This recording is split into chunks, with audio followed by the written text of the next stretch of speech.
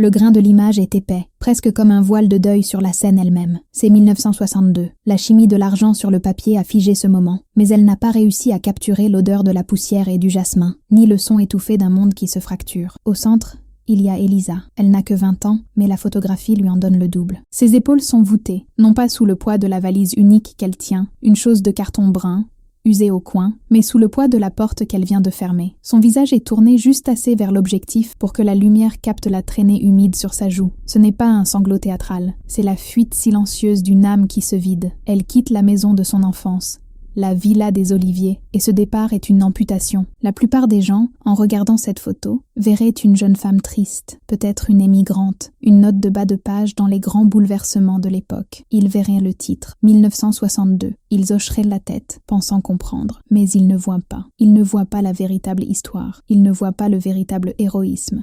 Celui qui ne brandit pas de drapeau, mais qui serre une seule clé dans sa paume moite. C'est cette histoire, l'écho silencieux derrière le cliché, que nous allons révéler. Si ces murs de mémoire vous interpellent, si vous cherchez les récits oubliés dans les plis du temps, alors soutenez ce travail. Aimez cette vidéo et abonnez-vous à la chaîne pour que ces fantômes puissent enfin parler. La maison derrière Elisa n'est pas un manoir.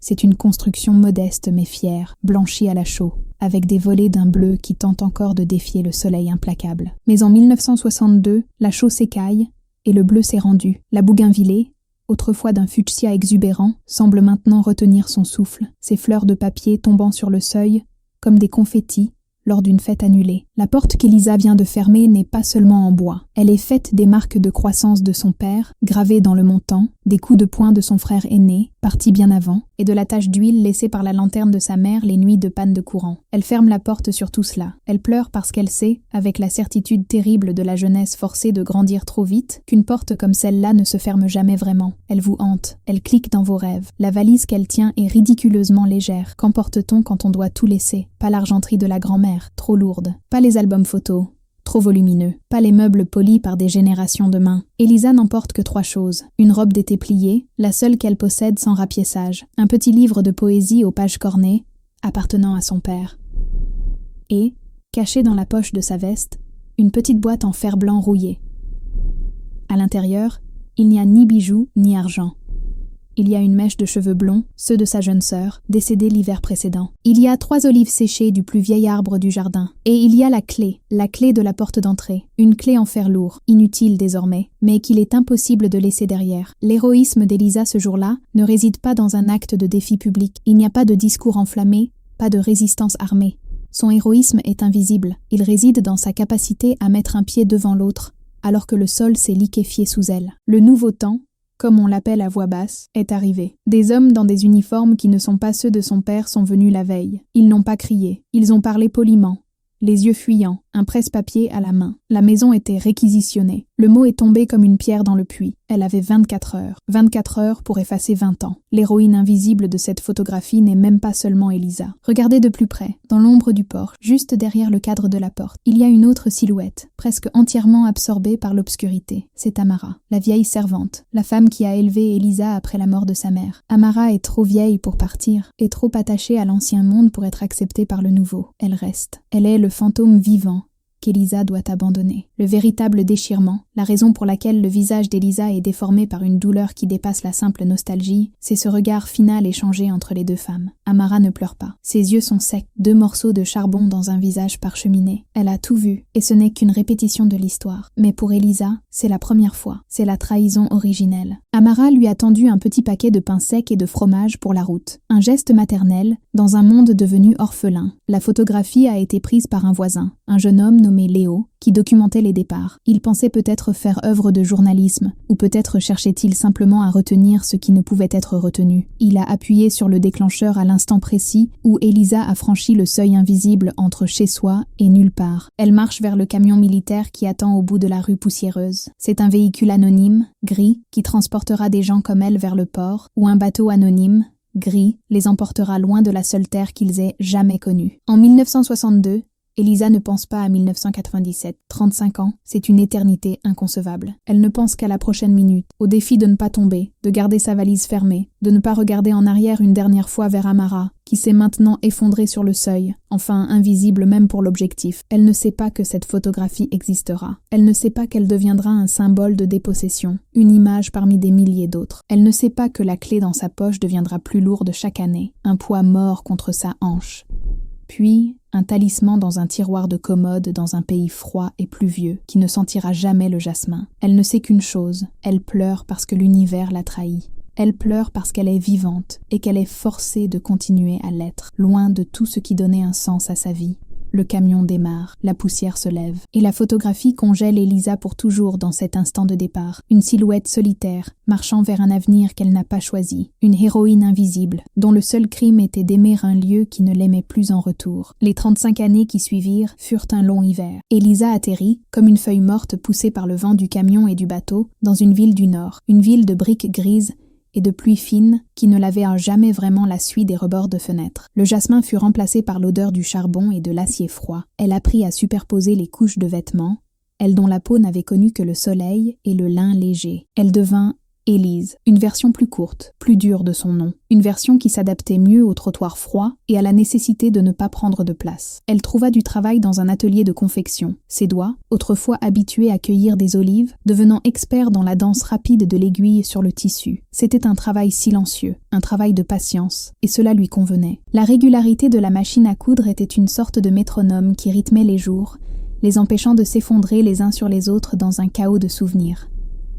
Elle ne pleurait plus comme sur la photographie. Ses larmes s'étaient figées à l'intérieur, devenant une sorte de lest qui la maintenait droite, ancrée dans ce présent qu'elle n'habitait qu'à moitié. Elle se maria. Il s'appelait Julien, un homme bon, silencieux, lui aussi marqué par ses propres guerres invisibles. Il travaillait à l'usine, ses mains portaient les traces de la graisse et du métal. Julien l'aimait pour sa tranquillité, pour ce qu'il prenait pour de la force. Il n'a jamais su qu'il n'aimait qu'une façade soigneusement entretenue. Ils eurent un petit appartement au 4e étage, sans ascenseur. De leur fenêtre, ils ne voyaient d'un pas les oliviers, mais une cour pavée où les enfants jouaient en criant dans une langue qu'Elisa mit 10 ans à parler sans accent. Elle fut une bonne épouse, une voisine discrète. Mais chaque soir, en pliant les vêtements de travail de Julien, ou plus tard, en épluchant des pommes de terre pour le dîner, son esprit n'était pas dans cette cuisine grise. Il était sous le soleil de 1962, sur le seuil de la villa des Oliviers, avec Amara. Elle n'eut jamais d'enfant. Le médecin dit que c'était le destin. Mais Elisa savait que c'était un choix de son corps. Comment pouvait-elle créer un nouvel arbre généalogique quand ses propres racines avaient été si brutalement coupées? On ne peut pas faire pousser de nouvelles branches quand la sève ne circule plus. Et puis, il y avait la boîte en fer blanc. Elle était cachée au fond d'un tiroir de commode, sous ses pulls d'hiver. Julien respectait ce tiroir comme un sanctuaire qu'il ne fallait pas déranger. Il ne lui posait pas de questions. Parfois, les nuits de grand vent, où la pluie frappait les vitres comme de petits poings furieux, elle se levait. Elle s'asseyait dans la cuisine obscure, la lueur des lampadaires traçant des barres sur le sol en linoléum. Elle ouvrait la boîte. L'odeur de rouille et de thym était la seule chose familière. Elle ne regardait pas la mèche de cheveux de sa sœur, trop douloureuse. Elle ne touchait pas les olives séchées, maintenant pétrifiées. Elle prenait la clé, la lourde clé de fer de la porte d'entrée. Elle la tenait dans sa paume, la réchauffant de sa propre vie, jusqu'à ce que le métal perde son froid. Elle essayait de se souvenir du poids exact de la porte, du grincement de la serrure, du clic final, qui signifiait que l'on était chez soi, en sécurité. C'était devenu sa seule prière, son seul rituel. Tenir une clé qui n'ouvrait plus rien, dans un pays où elle n'était jamais vraiment entrée. Julien mourut un mardi de novembre, d'une crise cardiaque à l'usine. Ce fut rapide, presque banal. À l'enterrement, Elisa se tenait droite, vêtue de noir, la même posture que sur la photographie de 1962. Mais le chagrin était différent. C'était un chagrin ordonné, adulte. Elle pleurait un homme bon qui lui avait offert un refuge. Mais sa mort, au lieu de la briser, agit comme un révélateur. Le liant qui la retenait à cette vie de briques grises venait de se dissoudre. Elle continua à travailler à l'atelier pendant encore 3 ans. La machine à coudre marquant les jours, mais quelque chose avait changé. Le lest à l'intérieur d'elle avait commencé à bouger. Les fantômes n'attendaient plus la nuit pour venir. Amara était-elle morte sur ce seuil? Qu'était devenue la maison? Les nouveaux occupants avaient-ils respecté les rosiers de sa mère? La photographie de 1962, qu'elle ne possédait pas mais qui était gravée derrière ses paupières, n'était plus une fin. Elle devenait un début, un compte à rebours. L'année de ses 55 ans, l'atelier ferma, délocalisé. Le mot lui-même était une cruauté, un écho de sa propre vie. Elisa se retrouva à la retraite, avec une petite pension et un appartement vide. Le silence n'était plus rythmé par la machine à coudre de l'atelier, ni par la respiration de Julien. C'était un silence total, absolu, un silence qui la renvoyait à la poussière et au soleil de 1962. C'est là, dans ce vide, que la décision fut prise. Ce ne fut pas un moment de révélation soudaine, mais une marée montante. Elle vendit les quelques meubles, garda très peu de choses. Elle alla à la banque et retira ses économies. Puis, elle se leva, ouvrit le tiroir de la commode pour la dernière fois. Elle prit la boîte en fer blanc. Elle laissa la mèche de cheveux et les olives. Elle prit la clé. Elle la glissa non pas dans sa poche, mais dans son sac à main, à côté de son nouveau passeport. C'était 1997. 35 ans s'étaient écoulés. La jeune femme en pleurs sur la photo était maintenant une femme d'âge moyen, les cheveux grisonnants aux tempes, mais les yeux étaient les mêmes. Elle retournait non pas pour récupérer quoi que ce soit, mais pour voir, pour poser ses yeux sur la porte que cette clé était censée ouvrir. Elle retournait pour confronter le fantôme de la villa des Oliviers, et peut-être, enfin, pour se libérer du sien. Le voyage de retour n'était pas une fuite, mais une invasion, un acte délibéré de reconquête, non pas d'un territoire, mais du temps lui-même. Élisa, qui se sentait de moins en moins Élise à chaque kilomètre parcouru vers le sud, a volé au-dessus des nuages qui avaient été sa seule couverture pendant 35 ans. Quand elle a atterri, l'air qui s'est engouffré dans la cabine pressurisée n'était pas seulement chaud, c'était l'air de 1962. Il était épais, lourd, chargé de l'odeur de la terre cuite par le soleil, de la résine de pin et d'une note indéfinissable de sel marin, même si l'océan était loin. C'était l'odeur de chez elle, et elle l'a frappée avec la force d'un deuil inversé. La pluie, le charbon, la laine humide de sa vie d'exil, tout cela s'est évaporé dans cette première inspiration. Elle avait 55 ans. Mais en posant le pied sur le tarmac, elle sentait la peau de ses avant-bras se souvenir du soleil, comme une plante morte se rappelant l'eau. Elle était redevenue Élisa. Elle a pris un autocar. Le véhicule était moderne, climatisé, mais le paysage qu'il traversait était un palimpseste. De nouvelles autoroutes coupaient à travers les anciennes collines, mais les collines elles-mêmes, leur forme ocre et immuable, n'avaient pas changé. Elles étaient les mêmes témoins silencieux qui l'avaient regardé partir dans le camion gris. Élisa restait assise, droite, son sac à main posé sur ses genoux comme un bouclier. Elle n'a pas regardé les autres passagers. Elle regardait la lumière. La lumière était différente ici. Elle n'éclairait pas seulement, elle pesait. Elle révélait chaque fissure dans le sol, chaque feuille d'olivier, leur donnant une définition presque douloureuse. Dans le nord, la lumière était une chose faible, aqueuse. Ici, c'était un jugement. Alors que l'autocar la rapprochait de son village, elle sentit une pression monter dans sa poitrine. Ce n'était pas de la joie, ce n'était pas de la peur. C'était la tension d'une histoire qui se rapprochait de sa conclusion. La sensation de la clé dans son sac devenant plus lourde, plus dense, comme si elle absorbait le poids de ses 35 années. L'autocar l'a déposée sur la place principale. La place avait changé. Il y avait des cafés avec des parasols colorés, des touristes en short, une agitation qui n'existait pas dans ses souvenirs. Son village était devenu une destination. Elle a ignoré les taxis. Elle a commencé à marcher. Elle devait faire le dernier kilomètre à pied, sur la route qu'elle avait descendue en 1962. La route n'était plus en terre battue. Un asphalte fatigué la recouvrait. Mais les platanes qui l'abordaient étaient les mêmes, juste plus vieux, plus larges, leurs racines ayant déformé le trottoir. Elle marchait, et chaque pas était un fantôme qu'elle dérangeait. Ici, le mur bas où elle s'asseyait avec Léo. Là, le virage où le camion avait klaxonné. Elle sentait le regard de la jeune fille de 20 ans sur son dos, la poussant en avant, ou peut-être la suppliant de faire demi-tour. Elle a sorti la clé de son sac, non pas pour l'utiliser, mais pour la tenir. Le métal était chaud. Il avait pris le soleil de 1997. C'était sa seule arme, son seul droit de passage. Elle arriva au bout de la rue, et elle s'arrêta. La villa des Oliviers était là, mais ce n'était pas la maison qu'elle avait quittée. La photographie de 1962 montrait une maison qui commençait à se rendre, une maison fatiguée avec de la peinture écaillée, et une bougainvillée mourante. La maison devant elle était parfaite, trop parfaite. La chaux était d'un blanc immaculé. Les volets n'étaient mêlés plus de ce bleu profond et mélancolique qu'elle aimait. Ils étaient d'un bleu ciel, un bleu gai, un bleu qui ne savait rien du deuil. La bougainvillée, loin d'être morte, avait été taillée de manière experte et explosait en un fuchsia arrogant contre le mur blanc. Le portail en bois vermoulu avait disparu. À sa place, se trouvait un élégant portail en fer forgé noir, fermée par un petit cadenas en laiton brillant. La maison n'était pas une ruine, elle n'était pas un mémorial. Elle avait été non seulement occupée, mais améliorée. Elle avait été aimée par quelqu'un d'autre. Élisa resta immobile sur la route asphaltée, la clé de 1962 dans sa main de 1997, devenant soudainement ce qu'elle était vraiment, une relique, un morceau de fer inutile qui n'avait plus le pouvoir d'ouvrir quoi que ce soit. Le silence qui suivit fut pire que le choc. Un silence rempli du bourdonnement des cigales, un son qu'elle avait oublié et qui, maintenant, lui semblait moqueur. La clé dans sa main, celle qui avait été son ancre pendant 35 ans de dérive, était devenue une insulte. Elle était lourde, noire, paysanne. Elle ne correspondait en rien au petit cadenas en laiton brillant qui sécurisait ce portail en fer forgé. Le portail lui-même était une déclaration. Il n'était pas fait pour repousser les voleurs. Il était fait pour définir la propriété, pour tracer une ligne entre le monde de 1997 et le fantôme de 1962 qui se tenait sur la route, en sueur sous un soleil qu'elle ne reconnaissait plus. Elisa aurait dû faire demi-tour. Elle aurait dû retourner à l'aéroport, reprendre l'avion pour la ville grise et remettre la clé dans le tiroir de la commode vide. Cela aurait été la chose sensée à faire. Mais l'héroïsme invisible, le même qui l'avait fait marcher vers ce camion en 1962, n'est pas une question de sens. C'est une question de nécessité. Elle devait voir, elle devait comprendre. Elle n'a pas touché le portail. Au lieu de cela, elle a longé le mur d'enceinte. C'était le même mur.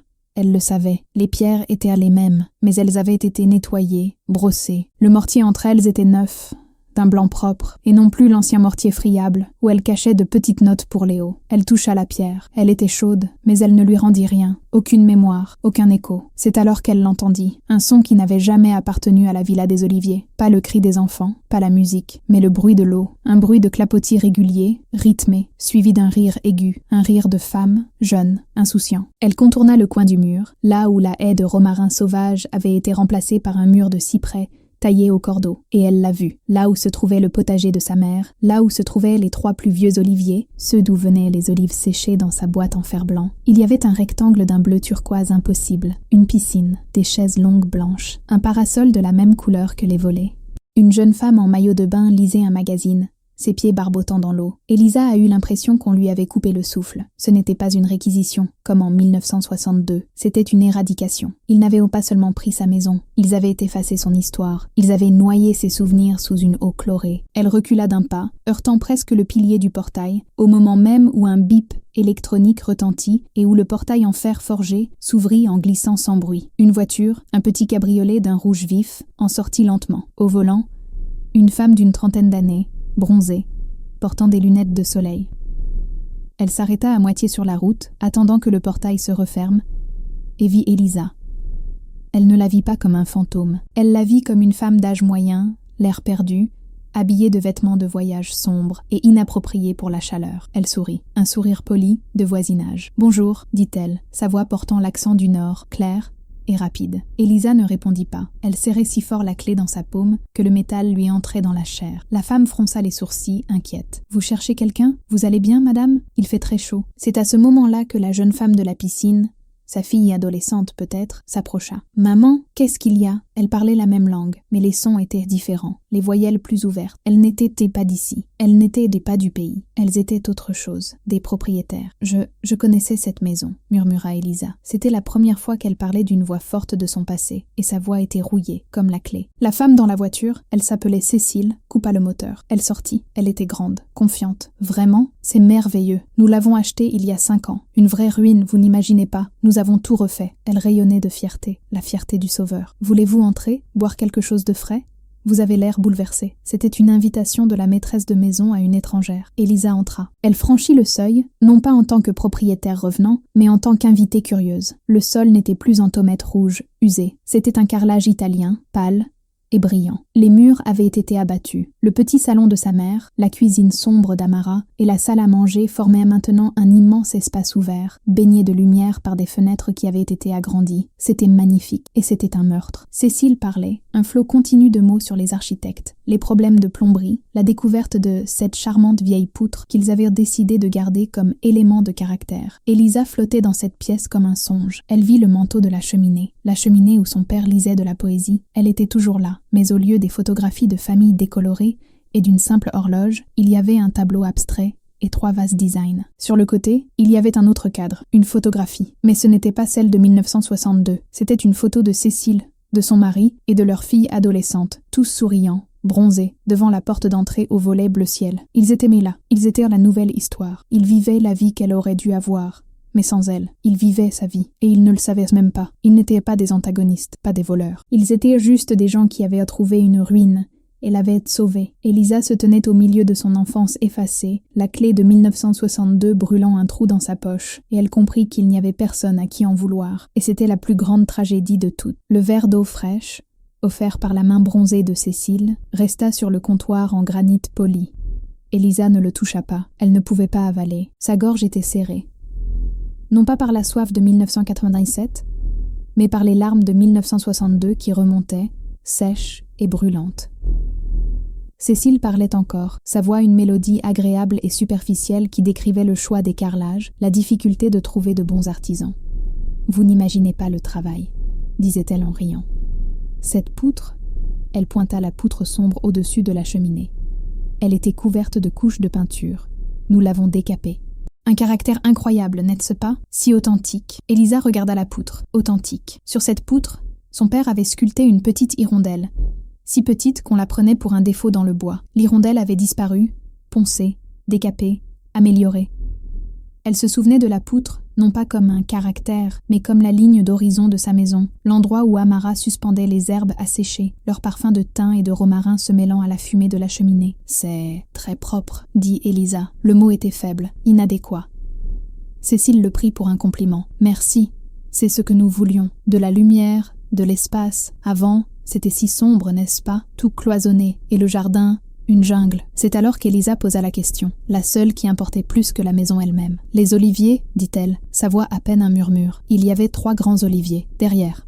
Cécile eut un geste vague de la main, un geste d'excuse polie. « Ah, les oliviers, oui, il y en avait, mais ils étaient très, très vieux, malades. » nous a dit le paysagiste. L'un d'eux était mort. Il prenait toute la lumière au sud, et honnêtement, elle baissa la voix, comme pour partager un secret de banlieue. Où aurions-nous mis la piscine? C'est essentiel. Pour la revente. Et pour la petite, bien sûr. Les olives séchées dans la boîte en fer blanc, les dernières de leur lignée. Noyées sous le chlore. Elisa sentit le poids de la clé dans sa main, dans sa poche. Elle n'était plus seulement inutile, elle était devenue obscène. Elle était la preuve d'un crime dont personne ne se souvenait. « Vous êtes du village? Vous connaissiez les anciens propriétaires ?» demanda Cécile, sa curiosité enfin piquée par le silence de cette étrange visiteuse. Elisa la regarda. Elle ne vit pas une ennemie. Elle vit une femme d'une autre époque, une femme de l'ère de la revente et de la lumière au sud. Il n'y avait aucune méchanceté en elle, seulement une ignorance vaste et insondable, aussi bleue et aussi profonde que sa piscine. « J'ai vécu ici, » dit Elisa. Le silence qui suivit fut soudain lourd, l'air de la pièce raréfié. Le sourire de Cécile se figea, puis s'effaça. « Comment ça? Vécu ici ?» Elisa précisa, sa voix plate.